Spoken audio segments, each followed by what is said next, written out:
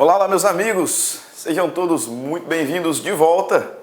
Vamos dar sequência às nossas aulas sobre o novo Código de Processo Civil. Aqui quem fala é o professor Stanley Costa, professor de Direito Civil, Processo Civil, aqui da LAC Concursos. No nosso encontro de hoje, daremos sequência aos estudos sobre o juiz e os auxiliares da justiça. Você vai se lembrar, nas 3 primeiras partes desta aula, nós já falamos sobre os poderes do juiz, especificamente aqueles previstos no artigo 139 do novo Código de Processo Civil. Na aula 2, nós diferenciamos impedimento de suspeição, destacando que a imparcialidade do juiz é um pressuposto processual de validade, assim como o órgão tem que ser dotado de jurisdição, pressuposto de existência, o juízo deve ser competente, pressuposto de validade, o juiz deve ser imparcial, também pressuposto de validade subjetivo aplicável ao juiz. Nesse contexto, nós vimos que quando o juiz for parcial, essa parcialidade, que é um vício, pode se dar de 2 graus, em 2 graus distintos. Uma parcialidade mais grave, chamada de impedimento, e uma parcialidade um pouco mais branda, chamada de suspeição. Então, na aula de número 2, nós diferenciamos impedimento e suspeição. Na aula passada, falamos sobre as causas de impedimento e agora concluiremos o tema tratando das causas de suspeição. Mas para não perder o costume, vamos lá rapidinho ver quais as diferenças. Veja bem, esse tema é muito cobrado em concurso público. Então, sempre que possível, certamente repetiremos quais as diferenças entre impedimento e suspeição. Nós vimos o seguinte: impedimento trata-se de uma presunção absoluta. Trata-se de uma presunção absoluta de parcialidade, o que significa que, configurada uma das causas de impedimento, não há nem mesmo a possibilidade de se fazer prova em contrário. A única saída para esse juiz é provar que não existe a causa, porque existindo, ele é parcial. O impedimento gera presunção absoluta de parcialidade. Trata-se de vício fundado em circunstâncias objetivas. Então, aqui não há interpretação, né? As circunstâncias são objetivas. Está configurada? Existe ali uma causa de impedimento? Então, esse juiz deve ser afastado. Presunção absoluta de parcialidade fundada em circunstância objetiva. Por conta disso, considerando que o impedimento atenta contra a ordem ou melhor dizendo, atenta contra a norma de ordem pública, temos que o impedimento pode ser arguido em qualquer grau de jurisdição. Qualquer grau de jurisdição ou tempo. O impedimento, por se tratar de violação de norma de ordem pública, causa de impedimento pode ser arguida a qualquer tempo ou grau de jurisdição. E por conta disso, temos então que não se submete à preclusão. As causas de impedimento não se submetem à preclusão. Por quê? Porque podem ser alegadas a qualquer tempo ou grau de jurisdição. Além disso, trata-se de um vício tão grave, que se o juiz não reconhecer de ofício, nenhuma das partes arguir o impedimento do juiz durante todo o curso do processo, as causas de impedimento ensejam ação rescisória. Então, mesmo depois do trânsito em julgado da decisão que concluiu o processo, que julgou o mérito do processo, a causa de impedimento é causa que enseja ação rescisória. Já a suspeição gera presunção relativa. De parcialidade, o que significa que, neste caso, o juiz pode fazer prova em contrário. A saída não é apenas demonstrar que a causa não existe. Mesmo existindo, o juiz pode apresentar provas no sentido de que, apesar da causa, ele prossegue imparcial. Porque causa de suspeição gera presunção relativa de parcialidade. Nesse contexto, temos que a suspeição ela se encontra fundada em circunstâncias subjetivas. Porque eu vou analisar o caso concreto. Quando falávamos de impedimento, se a causa de impedimento existe, não tem saída. Presunção absoluta de parcialidade, não há que se falar em provas contrárias, o juiz será afastado. Até porque trata-se de circunstância objetiva. Já a suspeição produz presunção relativa de parcialidade, comporta prova em contrário, até porque está fundada em circunstâncias subjetivas, ou seja, passíveis de interpretação. Nesse contexto ainda, a suspeição só pode ser arguida no prazo legal. E esse prazo legal é de 15 dias a contar do conhecimento. A suspeição só poderá ser arguida no prazo de 15 dias a contar do conhecimento da causa. Se não for arguida nesse prazo, preclui. Suspeição submete-se à preclusão. E mais do que isso, suspeição não enseja ação rescisória. Beleza? Então, só retomando aqui, relembrando as diferenças, melhor dizendo, entre impedimento e suspeição. E aí, na última aula, identificamos as causas de impedimento. Rapidinho, quais são as causas de impedimento à luz do artigo 144 do novo Código de Processo Civil?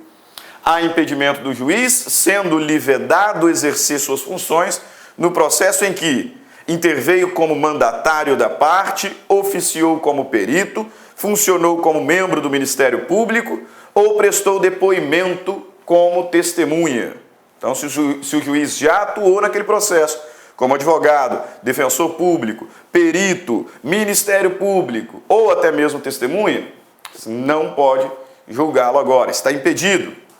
Há impedimento também do juiz, sendo-lhe vedado exercer suas funções no processo de que conheceu em outro grau de jurisdição, tendo proferido decisão. Então, se o juiz estava no primeiro grau de jurisdição, foi promovido ao desembargo, Tribunal de Justiça, agora na segunda instância, ele está impedido de conhecer aquela demanda. Também há impedimento quando no processo estiver postulando como defensor público, advogado ou membro do Ministério Público, seu cônjuge ou companheiro, ou qualquer parente consanguíneo ou afim, em linha reta ou colateral, até terceiro grau, inclusive. Aula passada, nós vimos como é que esse parentesco funciona, né? Parentesco consanguíneo ou civil, né? Linha reta, ascendente, descendente, conta-se os graus por geração. Então, meu pai, primeiro grau de linha reta ascendente, meu avô, segundo grau de linha reta ascendente, meu bisavô, terceiro grau de linha reta ascendente. Na linha descendente, meu filho, primeiro grau de linha reta, meu neto, segundo grau de linha reta, e assim sucessivamente. O juiz não pode atuar no processo, diz-nos aqui o inciso 3º do artigo 144, se nele estiver postulando como defensor público, como advogado, membro do Ministério Público, seu cônjuge, companheiro, parente em linha reta. E parente em linha colateral, até terceiro grau, inclusive. Quem são os parentes em linha colateral até terceiro grau, inclusive? Segundo grau, irmãos. Terceiro grau, sobrinho e tio. Pegou? Atenção.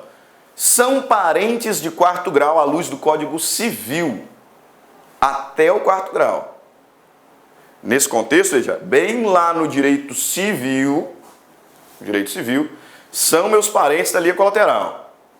Meu irmão, segundo grau da linha colateral, meu tio, meu sobrinho, parentes em terceiro grau de linha colateral, e meu primo, tio, avô, sobrinho, neto, parentes da linha colateral até quarto grau.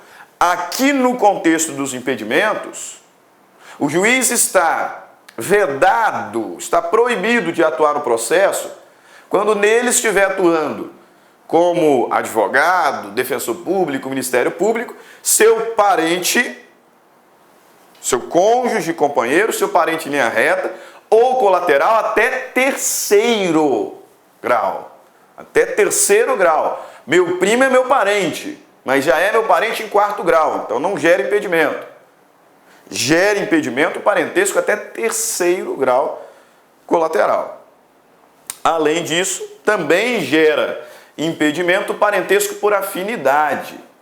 Que parentesco é aqui? É esse. O parentesco que eu tenho com os parentes da minha esposa ou companheira. A mãe dela, minha sogra, minha parente em primeiro grau de linha reta ascendente. O filho dela, se não for meu, qual seja o meu enteado, meu parente em primeiro grau de linha reta descendente, por afinidade.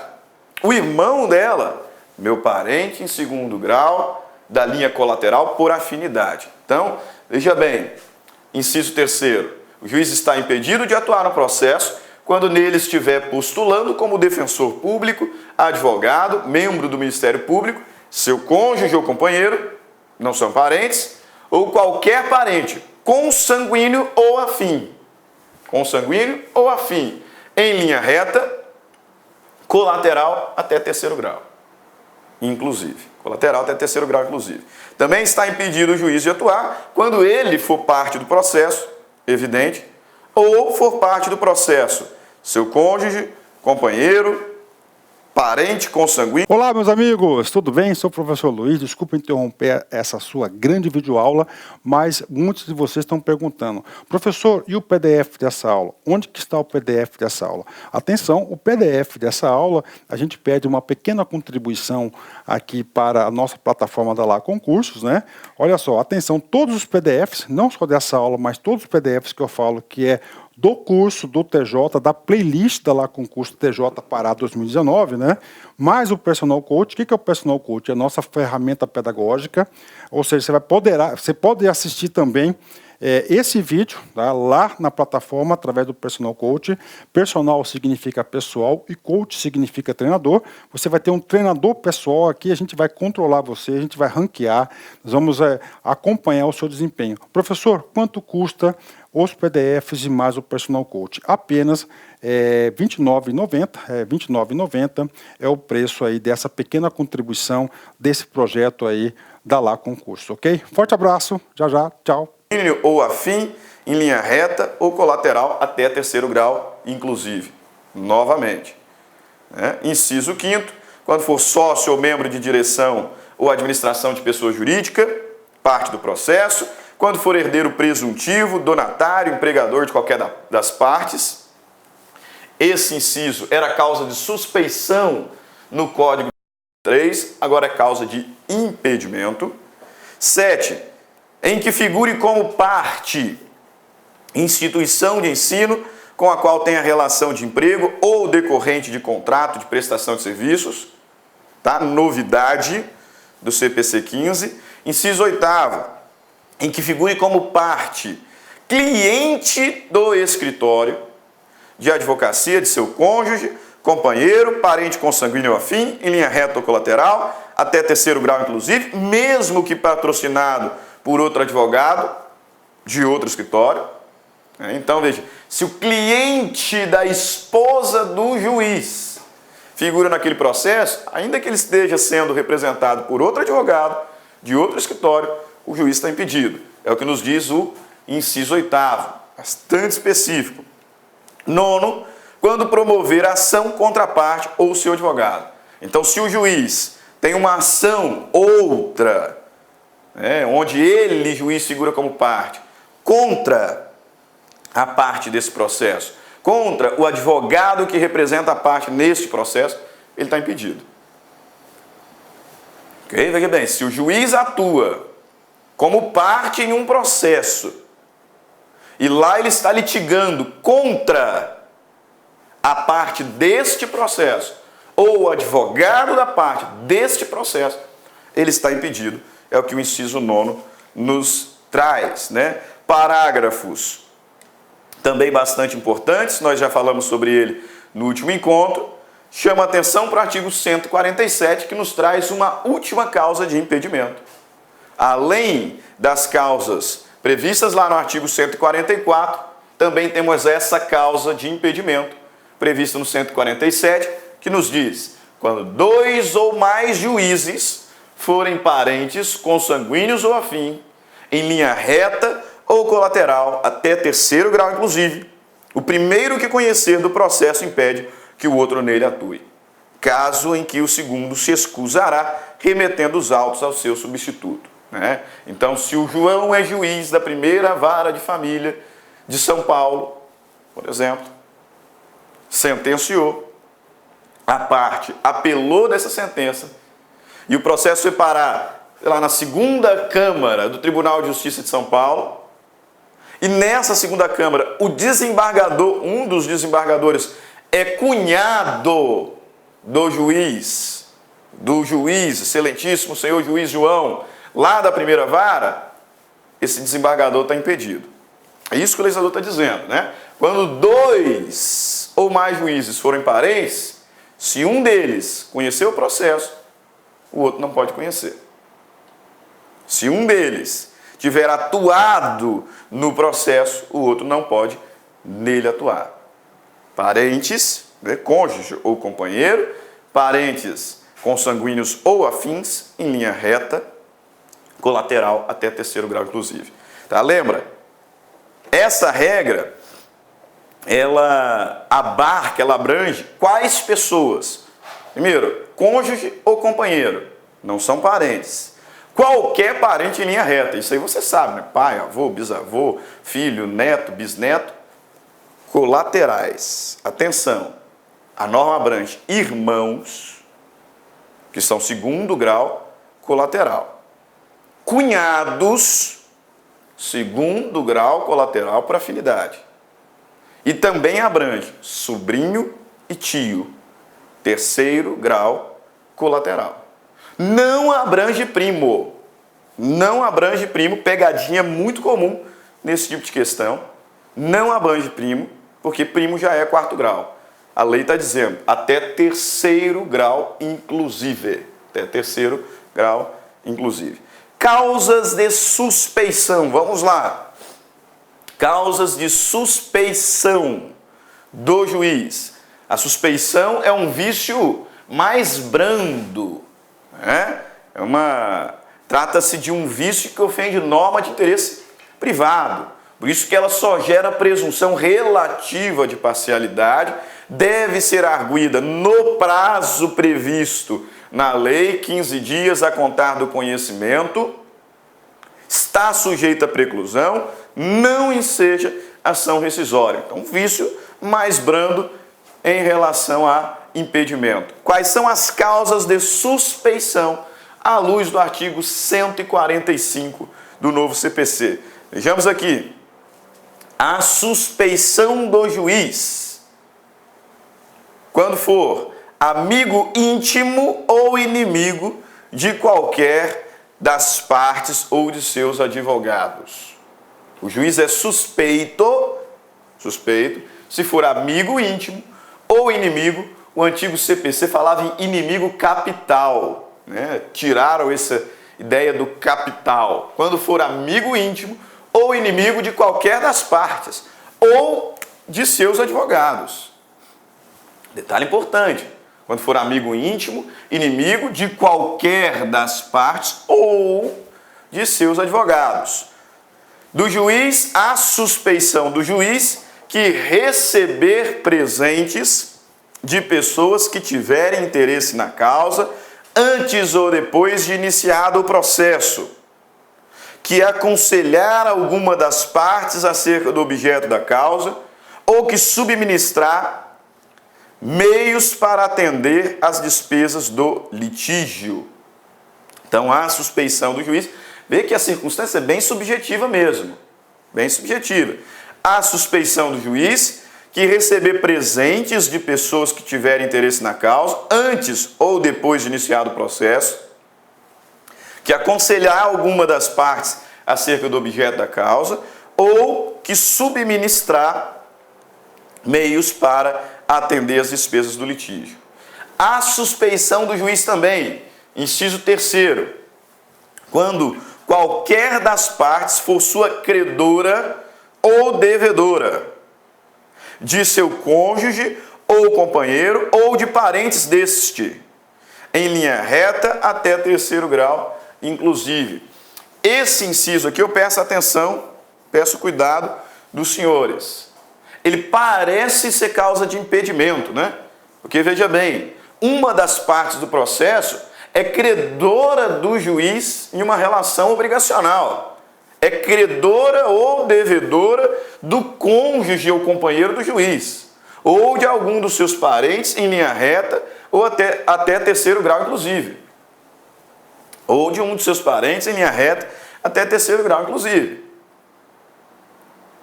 Parece ser causa de impedimento, e vários são os certames que incluem, tentando levar o aluno a erro, como causa de impedimento. Não é, é causa de suspeição. Então veja, quando uma das partes for credora ou devedora do juiz, seu cônjuge, companheiro, parentes em linha reta até 3º grau, inclusive, causa de suspeição, ainda que me pareça que é bem improvável que esse juiz não será imparcial. Mas aqui é uma causa de suspeição. Cuidado com esse inciso 3º, tá? Leva muita gente a erro.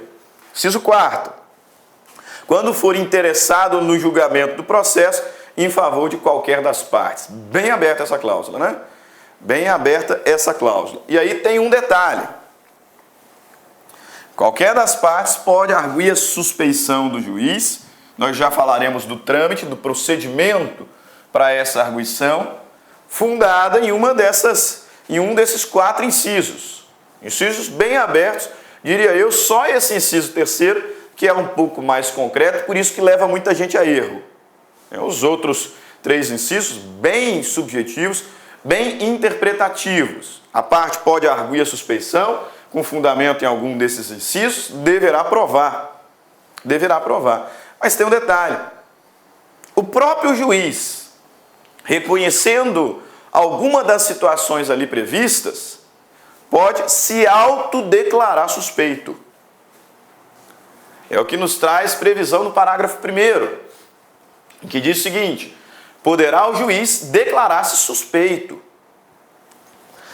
Eu vejo alguns alunos errando, né? Porque, veja, impedimento é um vício muito grave, suspeição um pouco mais brando. E aí, na hora que vai elencar aquelas distinções, costumam afirmar o quê? O impedimento o juiz pode declarar de ofício, o que é norma de ordem pública. E a suspeição não. Pera lá, no nosso quadrinho não tem isso. Até porque o juiz pode se autodeclarar impedido, não tem problema, mas ele também pode se autodeclarar suspeito. E mais do que isso, não precisa nem fundamentar. Porque esse parágrafo 1º autoriza o juiz a declarar-se suspeito por motivo de foro íntimo. Por motivo de foro íntimo, sem necessidade de declarar suas razões.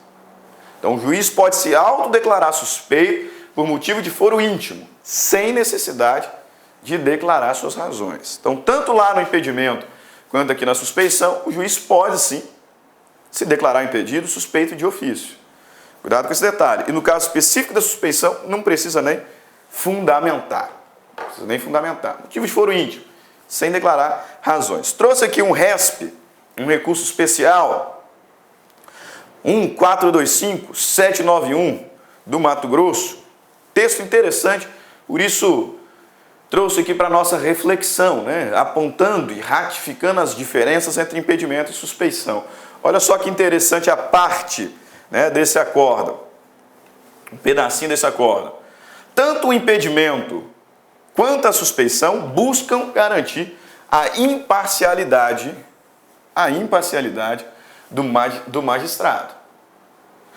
Tanto o impedimento quanto a suspeição buscam garantir a imparcialidade do magistrado, que é condição sine qua non do devido processo legal. Isso mesmo, é condição sine qua non do devido processo legal, pois trata-se de um pressuposto processual de validade.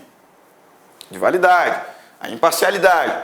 Tanto o impedimento quanto a suspeição buscam garantir a imparcialidade do magistrado, que é condição sine qua non do devido processo legal. Porém, diferente do primeiro, cujas hipóteses podem ser facilmente pré-definidas, facilmente identificadas, causas de impedimento, seria difícil, quiçá impossível, ao legislador ordinário prever todas as possibilidades de vínculos subjetivos, juiz e partes suscetíveis de comprometer a imparcialidade. O que ele está dizendo? Ao contrário das causas de impedimento, que são facilmente identificáveis, que são facilmente prováveis, por isso que o impedimento faz presunção absoluta de parcialidade, as causas de suspeição, que são vínculos, subjetivos, são causas fundadas em vínculos subjetivos, aqueles 4 incisos, melhor dizendo, são bastante amplos, porque, cá para nós, seria quiçá impossível o juiz estabelecer todas as hipóteses de suspeição. Então ele coloca 4 incisos bem abertos, justamente para possibilitar uma maior amplitude do instituto. Olha que interessante, né? Tanto o impedimento quanto a suspeição buscam garantir a imparcialidade do magistrado. Condição sine qua non do devido processo legal. Porém, diferentemente da primeira hipótese, que é impedimento, que podem ser facilmente identificadas, facilmente pré-definidas, seria difícil, quiçá impossível, ao legislador ordinário prever todas as possibilidades de vínculos subjetivos, causas de suspeição, suscetíveis de comprometer a imparcialidade. Por isso que as causas de suspeição são tão abertas, Tão abertas, geram presunção relativa de parcialidade e são causas mais amplas. Agora, qual o procedimento para a arguição do impedimento e suspeição? Bastante atenção, hein? Bastante atenção, porque aqui nós temos novidade. Novidade, tem muita gente confundindo. Talvez você já tenha ouvido falar, como alguns alunos meus já comentaram comigo, equivocadamente, que a arguição de suspeição e impedimento, no novo CPC, não suspende o processo. Opa! Como é que é? Impedimento, a suspeição não suspende o processo? Quem falou isso? Veja bem, no procedimento da arguição de impedimento e suspeição, nós temos novidades e tem muita gente metendo os pés pelas mãos. Aqui nesse contexto. O que de fato aconteceu é que nós não temos mais aquela exceção de impedimento, exceção de suspeição. Como notaremos, agora o impedimento, a suspeição são arguidos em petição específica. Então nós não temos mais aquela peça chamada de exceção de impedimento, exceção de suspeição. Mas cuidado, temos aqui regrinhas de destaque. E uma delas diz respeito a essa suspensão do processo. Tem gente dizendo que impedimento e suspeição não suspendem o processo. Errado. Errado. Suspende sim. Vamos conferir aqui. A partir do artigo 146, o legislador traz o procedimento da arguição de impedimento e suspeição, dizendo o seguinte: no prazo de 15 dias, a contar do conhecimento do fato, não é 15 dias da citação, não é 15 dias da distribuição, não. 15 dias a contar do conhecimento do fato, a parte alegará o impedimento ou a suspeição do juiz em petição específica. Não tem mais aquela ideia de exceção, né? Vai arguir em petição específica dirigida ao juiz do processo, na qual indicará o fundamento da recusa. Então, na petição, vai apresentar lá o fundamento da recusa. Como assim recusa, professor? Veja bem, o próprio juiz poderia ter se declarado impedido ou suspeito. Se o juiz não se declarou impedido ou suspeito, a parte pode recusá-lo, arguindo impedimento ou suspeição. Em 15 dias, a contar do conhecimento do fato, petição específica em que fundamente a recusa, podendo instruí-la com documentos em que se fundar a alegação e com rol de testemunhas, né? Instruir, então estamos falando de apresentação de provas. Apresentação de provas. Bastante atenção aqui, o legislador diz, no prazo de 15 dias, a contar do conhecimento do fato, a parte alegará o impedimento ou a suspeição. Vou colocar um asterisco aqui nesse impedimento. Por que do asterisco? Porque o impedimento não preclui, né? Então o legislador está falando que a parte pode, no prazo de 15 dias a contar do conhecimento, arguir em petição específica, impedimento ou suspeição.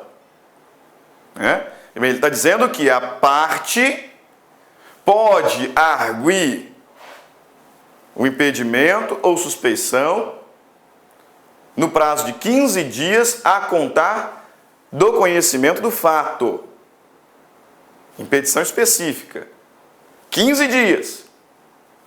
Se for causa de impedimento, não tem problema se esse prazo estourar. Né? Não tem. Por que não tem?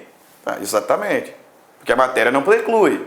Impedimento pode ser arguido a qualquer tempo, grau de jurisdição, inclusive em seja ação rescisória. Então, esse prazo de 15 dias aqui, apesar do legislador estar se referindo a impedimento e suspeição, cá para nós, para impedimento não se aplica. Impedimento pode ser arguido a qualquer tempo ou grau de jurisdição, somente para suspeição. Então, no prazo de 15 dias, a contar do conhecimento do fato, a parte alegará impedimento, pode alegar depois, não tem problema, ou a suspeição só no prazo, suspeição se submete à preclusão, em petição específica, dirigida ao juiz do processo, na qual indicará o fundamento da recusa e instruirá provas documentais ou apresentará rol de testemunhas. Beleza? Por petição específica, a parte arguiu impedimento ou suspeição. Petição foi dirigida ao próprio juiz do processo. Juiz recebeu essa petição. Ele pode reconhecer. Primeiro passo, o juiz pode reconhecer a procedência da arguição que a parte apresentou. Então ele pode reconhecer o impedimento ou suspeição e ordenar imediatamente a remessa dos autos ao seu substituto legal. Então veja, parágrafo 1º. Se reconhecer o impedimento ou suspeição, ao receber a petição, o juiz ordenará imediatamente a remessa dos autos ao seu substituto. Então, primeira possibilidade, né? Observe, o próprio juiz pode, de ofício, se declarar impedido ou suspeito, inclusive por motivo de foro íntimo. Se não o fizer, a parte pode recusá-lo. Pode recusá-lo em petição específica, no prazo de 15 dias a contar do conhecimento do fato, fundamentando a sua recusa e instruindo com provas. Na hora que o juiz receber a petição específica, ele pode reconhecer-se impedido ou suspeito, hipótese em que imediatamente remeterá os autos ao seu substituto legal. Mas ele pode não concordar, né? A parte arguiu seu impedimento, sua suspeição, isso assim, nada disso. Não sou impedido, não. Não sou suspeito, não. Beleza. Se ele não reconhecer e remeter os autos para o substituto, nessa hipótese contrária, então ele determinará a autuação do incidente de impedimento ou suspeição em apartado e no prazo de 15 dias, ele, juiz, no prazo de 15 dias, apresentará as suas razões, então a sua defesa, acompanhada de documentos e de rol de testemunhas, se houver ordenada a remessa, se houver, melhor dizendo, ordenando a remessa do incidente ao tribunal. Ao tribunal. Então, observe. Primeiro, o próprio juiz pode se declarar impedido ou suspeito, inclusive por motivo de foro íntimo. Se ele não fizer isso, qualquer das partes pode recusá-lo. Pode recusá-lo. No prazo de 15 dias, a conhecer do fato, em petição específica, dirigida ao próprio juiz do processo, na qual fundamentará sua recusa e instruirá com provas documentais e testemunhais. O juiz, diante da petição, pode reconhecer seu impedimento ou suspeição e imediatamente remeter os autos para o substituto legal. Ou ele pode negar, ele pode não reconhecer, hipótese em que determinará a autuação em apartado do impedimento, no prazo de 15 dias apresentará sua defesa, seus fundamentos, acompanhado de documentos e testemunhas, se houver, e aí apresentou a defesa com os documentos, rol de testemunha, então fecha e remete para o tribunal. Porque quem vai julgar o incidente de impedimento ou suspeição não é o próprio juiz. Óbvio. Ele é parte do incidente. Quem vai julgar esse incidente é o tribunal. Tribunal. Aí chegou no tribunal.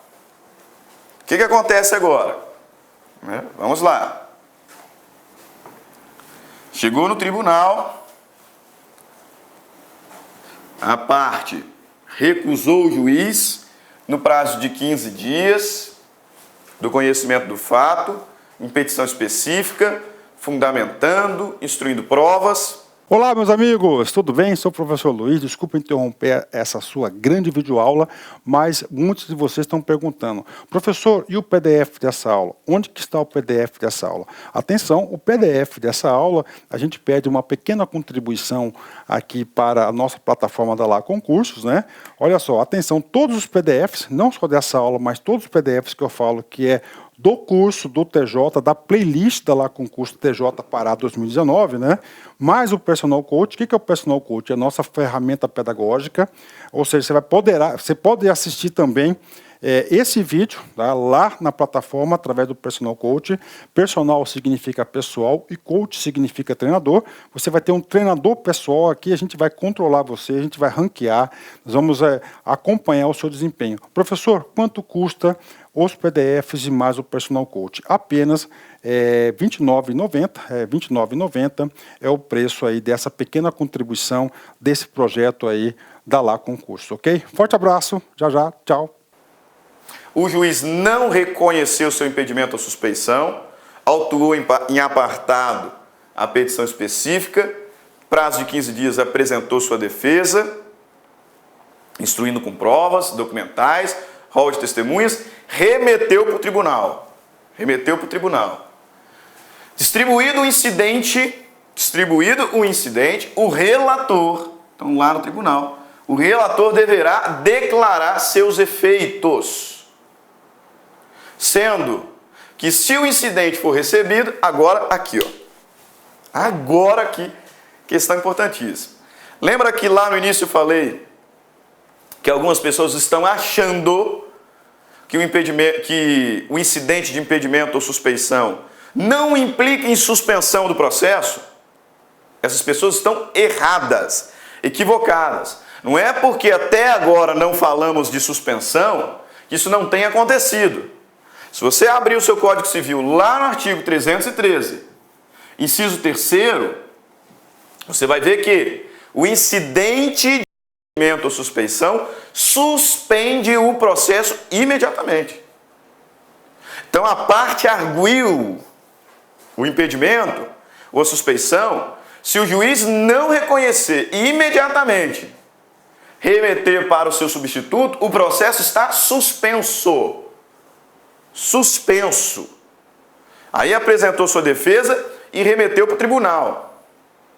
Como é que o professor Stanley chega a essa conclusão? Primeiro, porque eu tenho um artigo 313, inciso 3º, que está especificamente falando isso. E segundo, porque olha só a interpretação do parágrafo 2º. Notem só a interpretação do parágrafo 2º.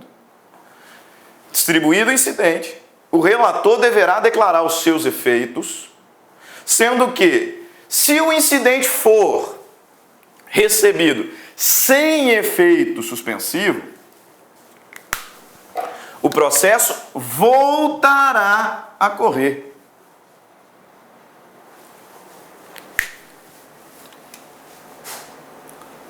O incidente foi remetido para o tribunal. Primeira coisa que o relator vai fazer é declarar o seu efeito.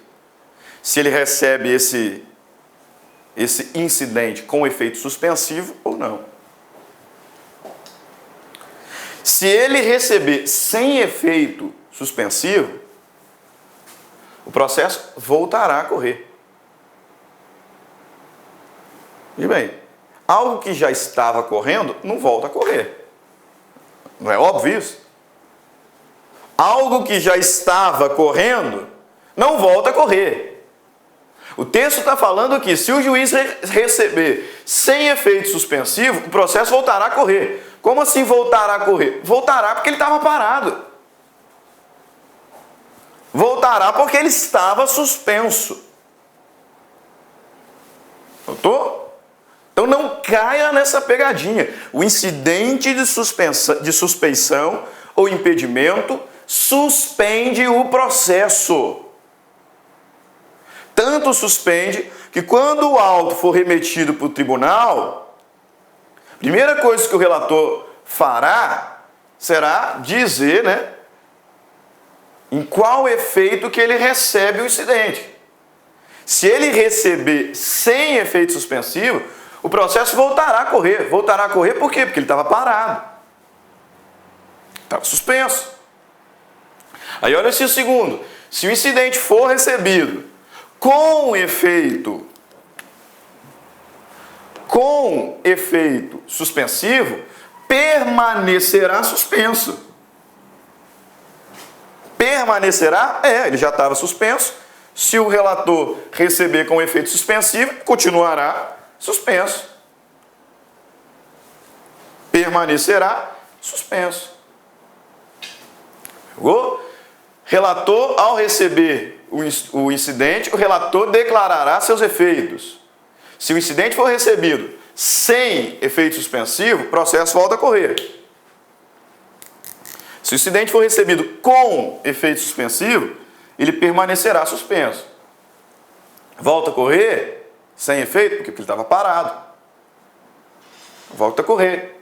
Recebeu com efeito suspensivo, permanece suspenso? Sim, ele já estava suspenso, prossegue. Prossegue suspenso até o julgamento do incidente. Processo, portanto, suspenso.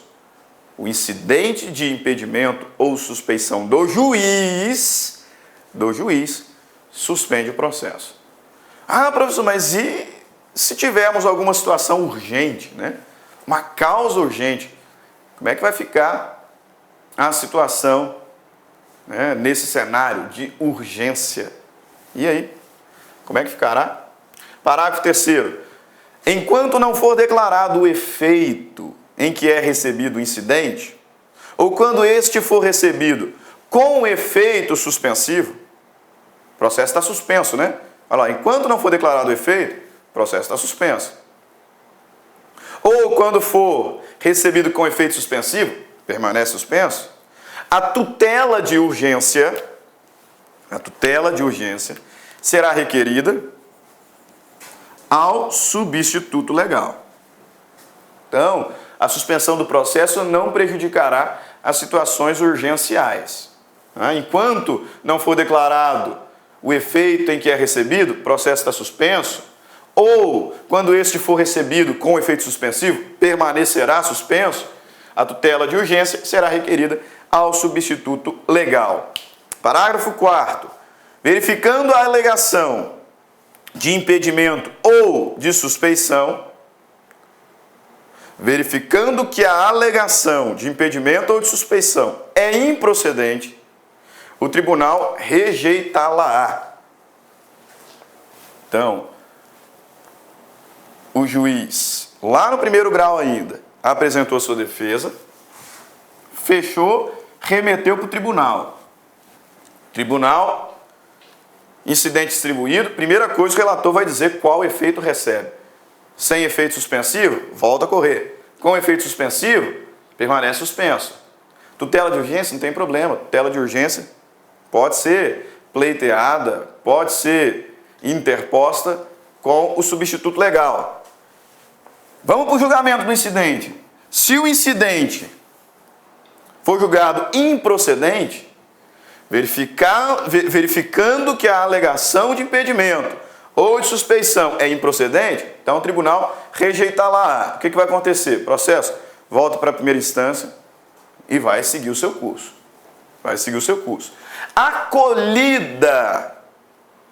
Acolhida a alegação, a arguição, tratando-se de impedimento ou de manifesta suspeição, o tribunal condenará o juiz às custas. Olha lá. Se não for acolhida a alegação, rejeita, processo, volta para a primeira instância, fica lá correndo. Se for uma suspeição arguida, uma suspeição e um impedimento arguido na primeira instância. Rejeitou, volta a correr com o mesmo magistrado. Acolheu, então juiz impedido, juiz julgado suspeito, você vai ser condenado às custas. As custas processuais.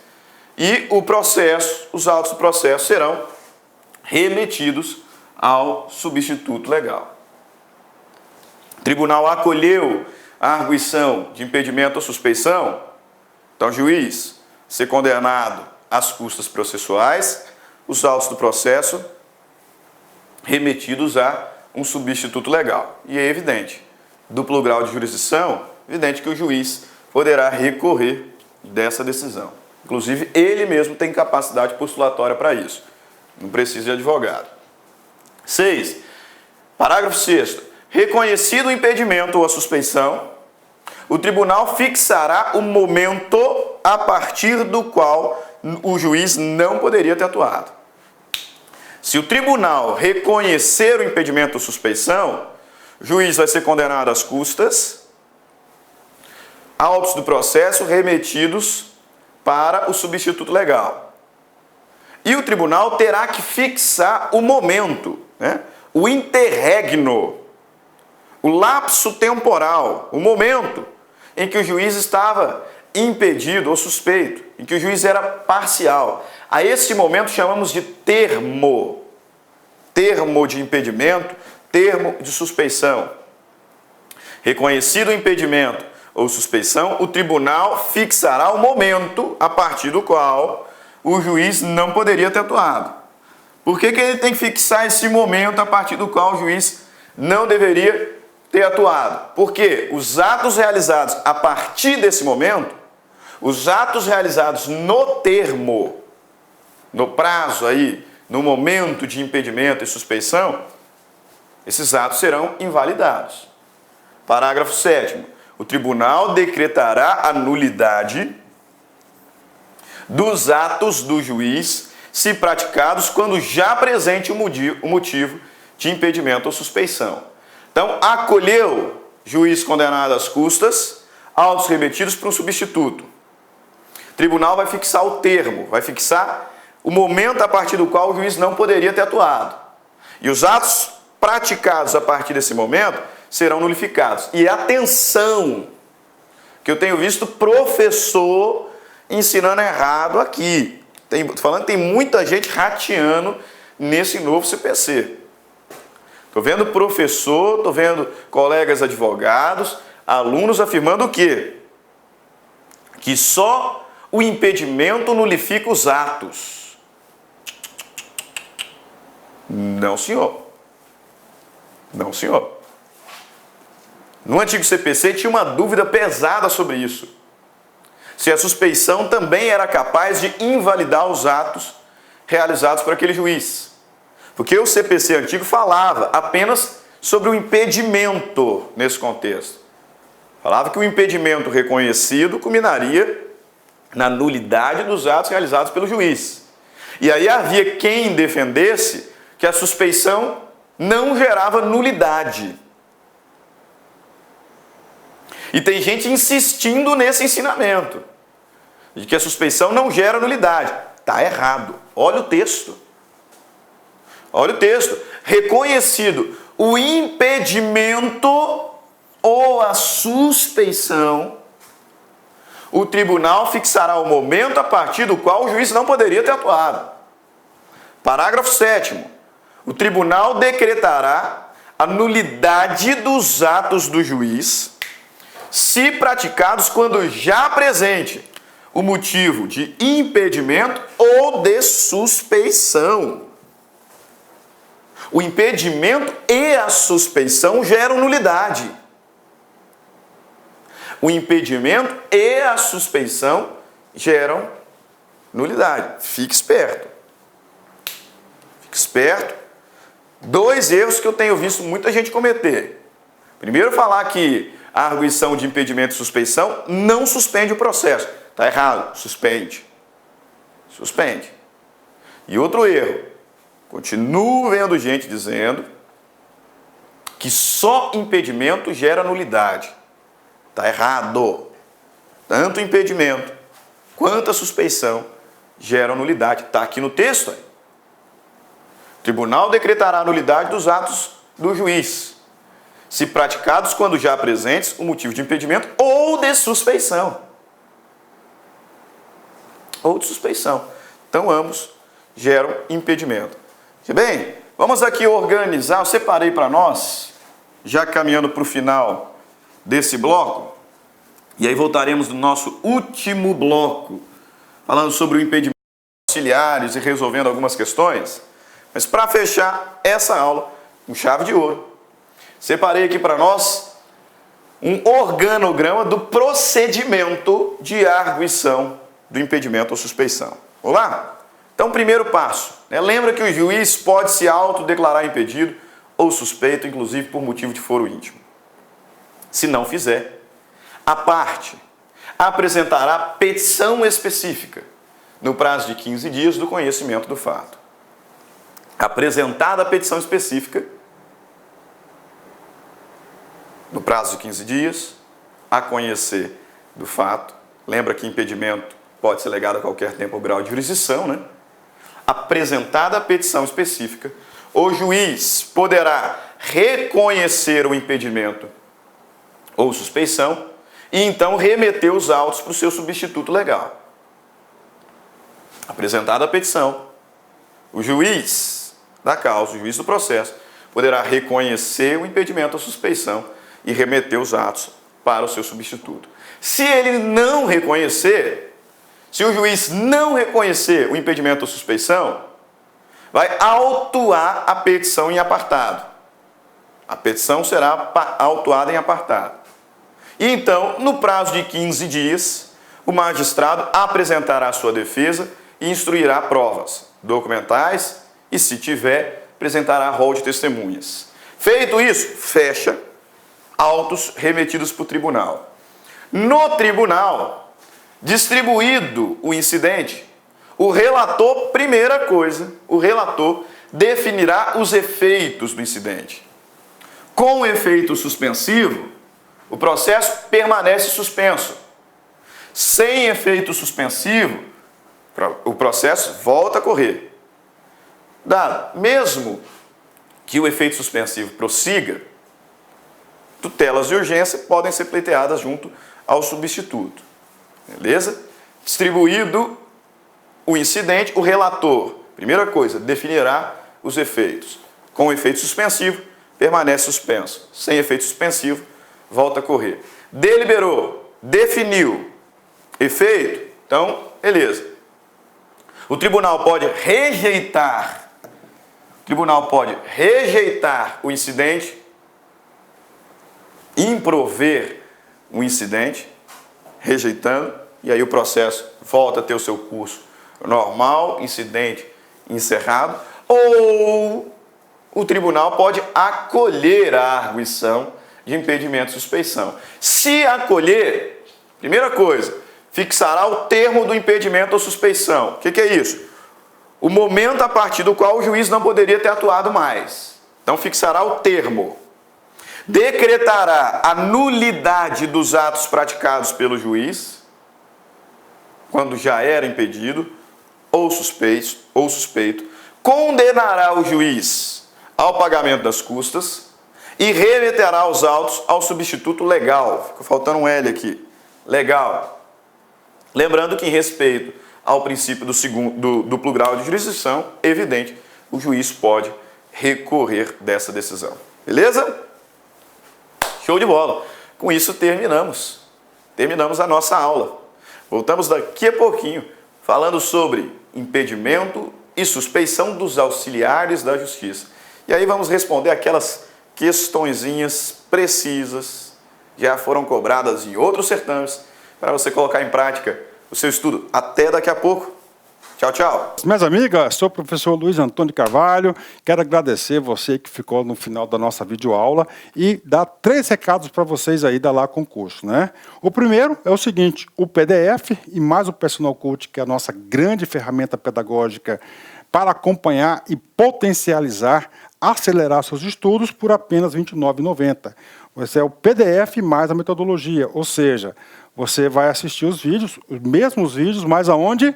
Na nossa plataforma no YouTube, ela é a nossa plataforma do site, ok? Por R$ 29,90. E também, lembrando para vocês que nós estamos preparando uma ultra revisão de véspera de no mínimo 20 horas, tá? Eu coloco no mínimo porque eu tenho certeza que nós iremos aí ultrapassar, né?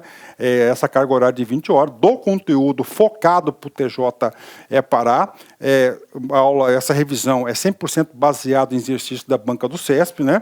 Que a gente já começou os preparativos dessa nossa super revisão. Começará a ser disponibilizado esse conteúdo a partir do dia 6 de janeiro, e essa super revisão é pay-per-view, tem que ser no site da LAC, por apenas R$ 39,90. E se você quer mandar um recado, conversar com o professor Luiz Antônio, faço um chamamento para vocês que nós temos um programa semanal chamado Concurseiros, que a gente transmite ao vivo, sempre às 19 horas, horário de São Paulo, e o primeiro programa de estreia, dia 30/10, estarei aqui com vocês. Bacana? Então, forte abraço com vocês e até a próxima aula, se Deus quiser. Tchau, tchau. Fui! Clique lá.